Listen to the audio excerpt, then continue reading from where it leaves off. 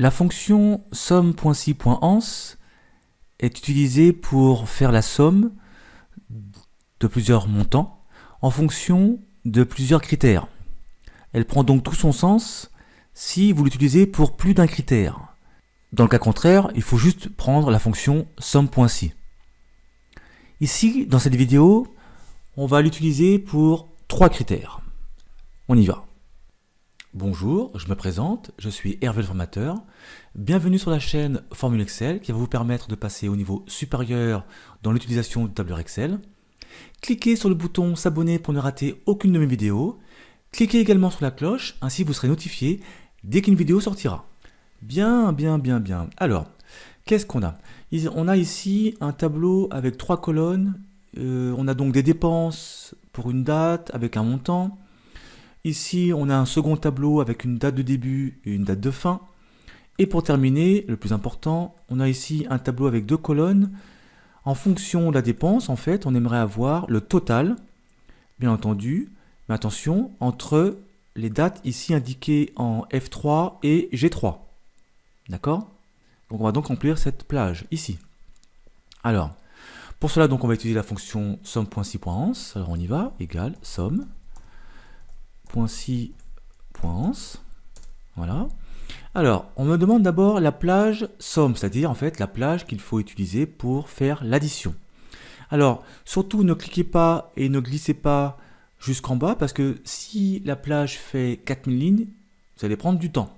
Non, vous allez prendre vos touches de clavier et donc sélectionnez d'abord la première cellule et ensuite CTRL-SHIFT, flèche du bas. Ainsi, vous arrivez directement à la dernière cellule. Ok ? Ensuite, on est en bas, on est un peu embêté puisqu'on voudrait revenir à la formule, dans la cellule de la formule. Pour cela, ça tombe bien, on va utiliser la touche F4 qui permet en fait de mettre le dollar pour figer la plage.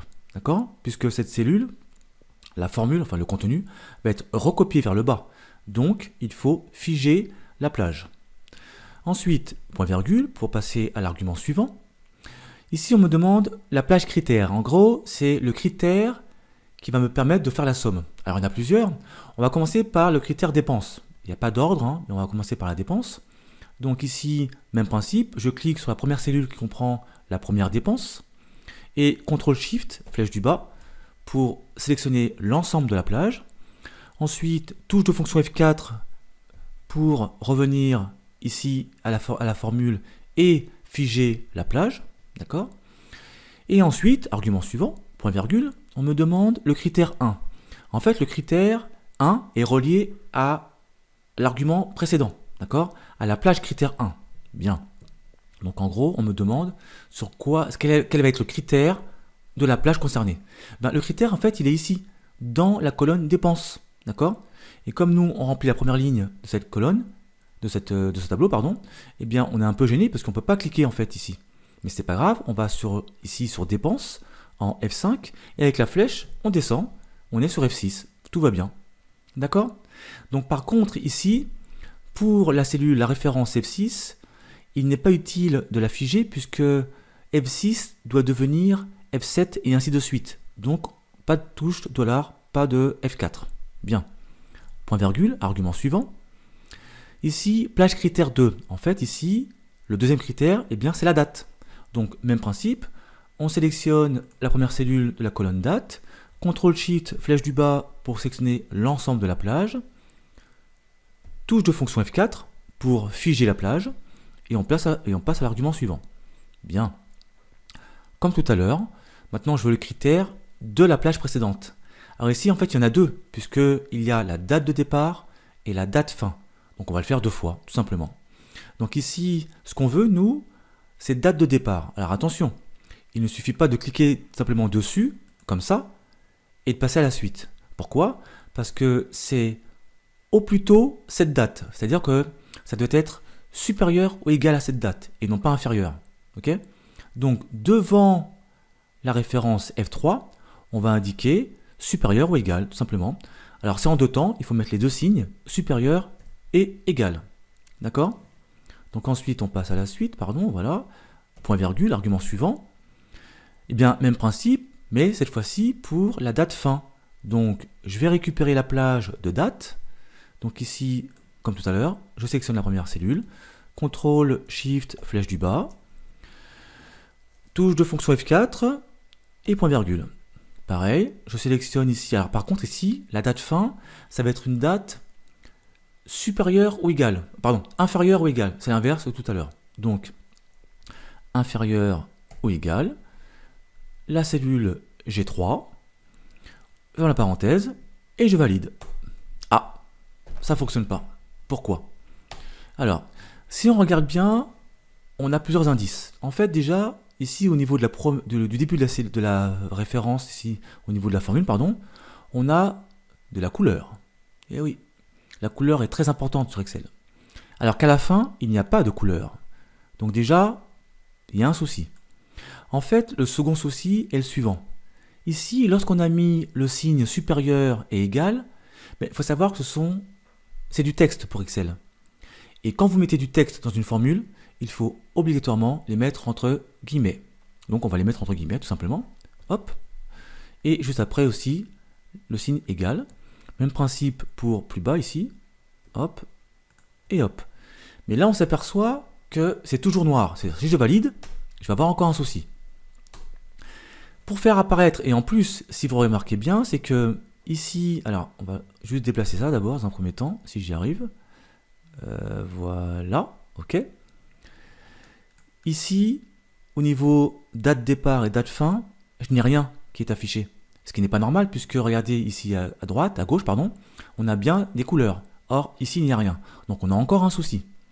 En fait, le problème, c'est que dans une formule, lorsque vous mettez du texte, donc il faut le mettre entre guillemets, mais ici, entre supérieur égal et F3, il manque quelque chose puisque du texte collé à une référence de cellule, ça ne fonctionne pas sur Excel.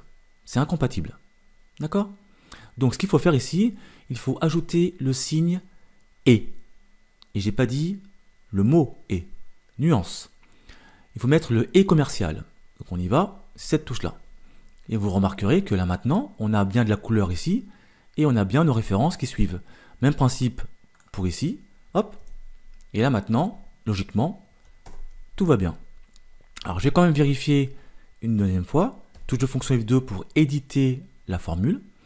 Et je vérifie que je n'ai pas oublié quelque chose. Alors, on va vérifier, hop, voilà. Je vais simplement maintenant cliquer ici sur le coin inférieur droit et glisser ma formule. Voilà. Et là, je m'aperçois qu'il y a un problème. Lequel est-ce? Ça se dit? Je ne sais pas. Je pense que oui. Eh bien, on va vérifier. Donc, on s'aperçoit en fait que le problème est sur toutes les cellules qui suivent. D'accord? Bien, ça veut dire que la première formule est entre guillemets juste. Par contre, les autres, apparemment, sont fausses. Donc, touche de fonction F2. Qu'est-ce qui se passe? Il se passe que ici, au niveau des cellules F3 et G3, donc ici et ici, on n'a pas mis de $. Et en fait, il faut les figer, puisque lorsque vous glissez la formule, eh bien ici F3 devient F4 et ainsi de suite. Et ce n'est pas juste. Donc, on se positionne ici, touche de fonction F4, même principe pour G3, hop, voilà. Maintenant, je valide, et logiquement, si tout va bien, hop, et voilà, tout est bien, qui finit bien. J'ai mis la possibilité, en fait, de mettre des chiffres de manière aléatoire. Donc, si j'appuie sur la touche de fonction F9, vous allez voir que, alors, je vais juste activer, voilà, la cellule, comme ça, on peut se mettre ici, voilà. Touche de fonction F9, regardez ce qui se passe. Eh bien, j'ai mes chiffres qui sont modifiés de manière automatique. D'accord? Alors, on va faire un petit test ici au niveau des dates. Si, par exemple, ici, on met eh bien, le 2 avril, par exemple, on valide. On a bien des changements. Et ici, si on met, par exemple, eh bien, le mois d'octobre, je valide. Et voilà. Donc, apparemment, tout fonctionne. Je pense que ça mérite un petit café.